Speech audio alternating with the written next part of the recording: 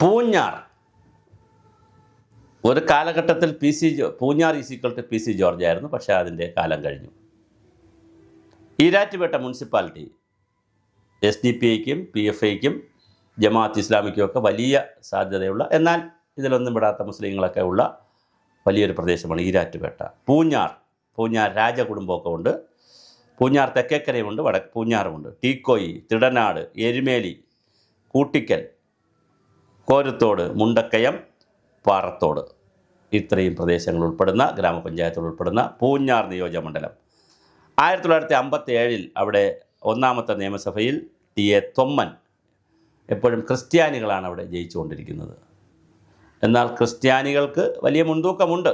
പക്ഷേ മുസ്ലിങ്ങളും മോശമല്ലാത്ത രീതിയിലുണ്ട്, ഹിന്ദുക്കളുമുണ്ട്. ഇന്ത്യൻ നാഷണൽ കോൺഗ്രസിൻ്റെ TA തൊമ്മനാണ് 57 ജയിച്ചത്. അത് കഴിഞ്ഞ് അദ്ദേഹം 2 പ്രാവശ്യം ജയിച്ചിട്ടുണ്ട്. 60 അദ്ദേഹം തന്നെ ജയിച്ചു. 67 മുതൽ കേരള കോൺഗ്രസ് അവിടെ പിടിച്ചു. KM ജോർജ് മത്സരിച്ചു. അത് കഴിഞ്ഞ് മൂന്നാമത് നാലാമതും KM ജോർജ് തന്നെയായിരുന്നു. പിന്നെ 5ാമത് VJ ജോസഫ്, അതും കേരള കോൺഗ്രസ് ആയിരുന്നു. പിന്നെ 1980 PC ജോർജ് കേരള കോൺഗ്രസ് ഐക്യമായി നിന്നപ്പോൾ, ജോസഫ് ഗ്രൂപ്പ് മാണിയെല്ലാം ഒന്നിച്ച് നിന്നപ്പോൾ മുടിചൂടാ മന്നനായി 80 കേരള കോൺഗ്രസ് വന്നു. അത് കഴിഞ്ഞിട്ട് NM ജോസഫ്, ജനതാദളിൻ്റെ NM ജോസഫ് അവിടെ ജയിച്ചു. പിന്നെ വീണ്ടും കേരള കോൺഗ്രസ്, ജോയി എബ്രഹാം വന്ന് കേരള കോൺഗ്രസ് വന്നു. പിന്നെ തുടർന്ന് 1996 മുതൽ 96, 2011, 2006 തുടങ്ങി 2016 തുടങ്ങി 3-4 തവണ PC ജോർജ് ആ മണ്ഡലം അങ്ങ് കീഴടക്കി. എന്നാൽ അതിനുശേഷം പിന്നെ സെബാസ്റ്റ്യൻ കുളത്തുങ്കലാണ് കേരള കോൺഗ്രസ് മാണി വിഭാഗത്തിൻ്റെ സെബാസ്റ്റ്യൻ കുളത്തുങ്കലാണ് പിന്നെ അവിടെ മത്സരിച്ചിരിക്കുന്ന സ്ഥാനാർത്ഥി. ഇപ്രാവശ്യം പൂഞ്ഞാറിൽ 3 മുന്നണികളും സ്ഥാനാർത്ഥികളെ നിർത്തിയിട്ടുണ്ട്. ഈ സെബാസ്റ്റ്യൻ കുളത്തുങ്കൽ തന്നെയാണ് ഇപ്രാവശ്യവും അവിടുത്തെ സ്ഥാനാർത്ഥി. അതായത് പിന്നെ LDFൻ്റെ സ്ഥാനാർത്ഥി. അദ്ദേഹം നേരത്തെ ജില്ലാ പഞ്ചായത്തിലുണ്ടായിരുന്നു. UDFൻ്റെ സ്ഥാനാർത്ഥിയെ നിർത്തിയിട്ടുണ്ട്. BJP സ്ഥാനാർത്ഥിയായി NDA സ്ഥാനാർത്ഥിയായി PC ജോർജുമുണ്ട്. വേറൊരു കൗതുകം, അപ്പൻ പൂഞ്ഞാറും മോൻ പാലായിൽ നിൽക്കുന്നുണ്ട്, ഷോൺ ജോർജ്. അപ്പോൾ പൂഞ്ഞാർ ഈ പഞ്ചായത്തുകളിൽ ഞാൻ ഈ പറഞ്ഞതുപോലെ കോൺഗ്രസും ഇടതുപക്ഷവും മാറി മാറി പഞ്ചായത്തുകളിൽ വന്നിട്ടുമുണ്ട്. ഒരു ഒറ്റയ്ക്ക് മാത്രമല്ല, ആരുടെയും കോട്ടയല്ല. പക്ഷേയെങ്കിലും ഭൂരിപക്ഷ സമയങ്ങളിലും അവിടെ ജയിച്ചിട്ടുള്ളത് കോൺഗ്രസ്സാണ്, UDF ആണ്.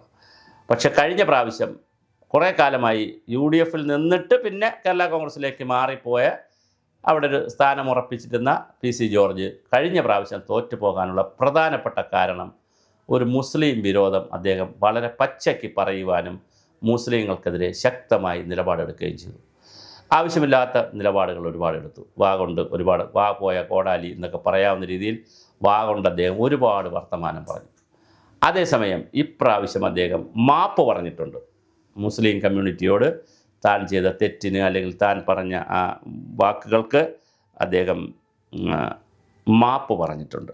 അപ്പോൾ റിസർവേഷൻ മണ്ഡലമല്ല, അത് വളരെ കൃത്യമായി പൂഞ്ഞാർ നിയമസഭ അവിടെ കഴിഞ്ഞ 21 സെബാസ്റ്റ്യൻ കുളത്തുങ്കൽ മത്സരിച്ചു, PC ജോർജ് മത്സരിച്ചു, ടോമി കല്ലാനി മത്സരിച്ചു, MB സെൻ BDJSന് വേണ്ടി മത്സരിച്ചു, BSPക്ക് വേണ്ടി ആൻസി ജോർജ് ഉണ്ടായിരുന്നു. പിന്നെ അതുപോലെ തന്നെ സ്വതന്ത്രരായിട്ടുള്ള MB ജോർജ്, അബ്ദുൽ സമദ്, ആൽബിൻ മാത്യു, ടോമി ചെമരപ്പള്ളിൽ, അങ്ങനെ കുറേ പേർ മത്സരിച്ച ഒരു സ്ഥലമാണ്. എന്തായാലും പൂഞ്ഞാർ വളരെ മനോഹരമായിട്ടുള്ള ഒരു മണ്ഡലമാണ്. ഇപ്രാവശ്യത്തെ മത്സരത്തിൽ ജോസ് കുളത്തുങ്കൽ ജയിക്കുമോ, അതായത് പിന്നെ ജയിക്കുമോ, അതോ പിന്നെ നമ്മുടെ സെബാസ്റ്റ്യൻ കുളത്തുങ്കൽ ജയിക്കുമോ, അതോ PC ജോർജ് അടിക്കുമോ എന്നുള്ളതാണ്.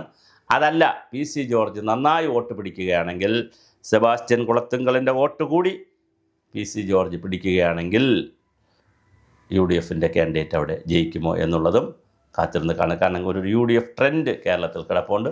ആ ട്രെൻഡ് ഒരു ഭരണവിരുദ്ധ വികാരത്തിൻ്റെ രൂപത്തിൽ കിടപ്പുണ്ട്. അതിൽ അവിടെ പിടിക്കുമോ എന്നുള്ളത് നമുക്കറിയില്ല. എന്തായാലും ശക്തമായ മത്സരമാണ് പൂഞ്ഞാറിൽ നടക്കുന്നത്. ആ മത്സരത്തിൽ ഈ പറഞ്ഞതുപോലെ PC ജോർജ് പഴയ പ്രതാപത്തിലേക്ക് തിരിച്ചു വരുമോ? എന്തായാലും പക്ഷേ വലുതായി വോട്ട് പിടിക്കും PC ജോർജ് അവിടെ. വോട്ട് പിടിക്കും. മുസ്ലിങ്ങൾ കൂടി ഒന്ന് കനിഞ്ഞാൽ PC ജോർജ് ജയിക്കുകയും ചെയ്യും. പക്ഷേ പ്രശ്നം അതല്ല. PC ജോർജ് ഇപ്പോൾ സ്വതന്ത്രനല്ല, BJP കാൻഡിഡേറ്റാണ്. അതുകൊണ്ട് മുസ്ലിം വോട്ട് അവിടെ കൺസോൾട്ടേറ്റ് ചെയ്യാനുള്ള സാധ്യതയില്ല. പക്ഷേ അത് UDFിലേക്ക് കൺസോൾട്ടേറ്റ് ചെയ്യാനാണ് കൂടുതൽ സാധ്യത. അങ്ങനെ UDFിലേക്ക് കൺസോൾട്ടേറ്റ് ചെയ്താൽ തീർച്ചയായിട്ടും പൂഞ്ഞാറിൽ നിന്ന് ഇപ്രാവശ്യം UDF കാൻഡിഡേറ്റ് വിജയിക്കാനുള്ള എല്ലാ സാധ്യതയുമാണ് പൂഞ്ഞാറിൽ കാണുന്നത്. അതേസമയം നമുക്ക് ഈ സെബാസ്റ്റ്യൻ കളത്തുങ്കൽ എന്ന് പറയുന്ന ആൾ വളരെ മാന്യനാണ്, ജെൻറ്റിൽമാനാണ്, വികസന രംഗത്തൊക്കെ ഒന്ന് ശ്രദ്ധിക്കുന്ന ആളാണ്, എല്ലാവർക്കും വേണ്ടപ്പെട്ട ആളാണ്, വളരെ മാന്യനായിട്ടുള്ളൊരു വ്യക്തിയാണ്. അതുകൊണ്ട് അഴിമതിയൊന്നും ഒരുപാട് കേട്ടിട്ടില്ലാത്ത ഒരു നല്ല MLAയുടെ പട്ടികയിൽ വരുന്നിരിക്കുന്ന ആളാണ്. അതുകൊണ്ട് തന്നെ സെബാസ്റ്റ്യൻ കളത്തുങ്കൽ ജയിക്കുമോ? അതുപോലെ തന്നെ അല്ലെങ്കിൽ പിന്നെ ഇവരിൽ ആരാണ് ജയിക്കുക എന്ന് നമുക്ക് പറയാൻ കഴിയില്ല. ഞാൻ നേരത്തെ സൂചിപ്പിച്ചതുപോലെ ഈരാറ്റുപേട്ട മുനിസിപ്പാലിറ്റിയും പൂഞ്ഞാർ തെക്കേക്കരയും ടീക്കോയും തിടനാടും എരുമേലിയും കൂട്ടിക്കലും കോരത്തോടും മുണ്ടക്കയും പാറത്തോടും ഇതെല്ലാം പത്തനംതിട്ട കോട്ടയം ജില്ലകളുമായിട്ട് ബന്ധപ്പെട്ട് കിടക്കുന്ന സ്ഥലങ്ങളാണ്. ഈ സ്ഥലങ്ങളെല്ലാം ചേർത്ത് വരുന്ന പൂഞ്ഞാറിൽ ആരാണ് ഇപ്രാവശ്യം ജയിപ്പിക്കുക? പൂഞ്ഞാർ രാജകുടുംബവുമായി ബന്ധപ്പെടുത്തി ഹിന്ദുക്കൾക്കും കുറച്ച് ഒരു വോട്ടവിടെയുണ്ട്. എന്നാലും മഹാഭൂരിപക്ഷം വരുന്നത് ക്രിസ്ത്യാനികളും മുസ്ലിങ്ങളും തന്നെയാണ്. അതുകൊണ്ട് തന്നെ ഈ 3 ചേരുതിരിവ് എവിടെ ഉണ്ടാകും? SDPIക്ക് വലിയ സ്വാധീനമുള്ള പ്രദേശമാണ് ഈരാറ്റുപേട്ടയും അതുമായി ബന്ധപ്പെട്ട പ്രദേശങ്ങളും. SDPIക്ക് വലിയ, കാരണം അവിടെ നിന്നാണ് അവലും മലരും കുന്തിരിക്കൊണ്ട് കാത്തിരുന്നോളൂ വച്ചോളൂ കൊച്ചു കുട്ടികളൊക്കെ മുദ്രാവാക്യം വിളിച്ചത്. PFI നിരോധിച്ചപ്പോഴും ഒരുപാട് ആളുകളെ അവിടെ നിന്ന് അറസ്റ്റ് ചെയ്യുകയൊക്കെ ചെയ്തിരുന്നു. അപ്പോൾ അതുകൊണ്ട് വളരെ പ്രധാനപ്പെട്ട മുസ്ലിങ്ങൾക്ക് ഒരുപാട് ജമാഅത്ത് ഇസ്ലാമിക്കൊക്കെ വലിയ സാധ്യതയുള്ളൊരു മണ്ഡലമാണ്. പക്ഷേ ജമാഅത്ത് ഇസ്ലാമി ഇപ്രാവശ്യം കോൺഗ്രസിനെയാണ് സപ്പോർട്ട് ചെയ്യുന്നത് എന്ന് ഉള്ളത് അവർക്കൊരു അനുഗുണമായിട്ടുള്ള കാര്യമാണ്. അപ്പോൾ ഇങ്ങനെ 3ആയി നിന്നുകൊണ്ടാണ് അവിടെ മത്സരം നടക്കുന്നത്. അതിൽ UDF അടിക്കുമോ, LDF കൊണ്ടുപോകുമോ, PC ജോർജ് വീണ്ടും കളം നിറയുമോ എന്നുള്ളതാണ്. എന്തായാലും പാലായിലും കാഞ്ഞിരപ്പള്ളിയും ഇവിടെ ഈ പൂഞ്ഞാറും അപ്പനും മോനുമായപ്പോൾ ഒരു ഓളം അവിടെ ഉണ്ടായിട്ടുണ്ട്. ആ ഓളത്തിൽ അപ്പൻ ജയിക്കുമോ, അതോ അപ്പന് കിട്ടുന്ന ഓളം മോനപ്പുറത്ത് കിട്ടി മോൻ അടിക്കുമോ, അതോ 2 പേരും നിയമസഭയിൽ ഉണ്ടാകുമോ?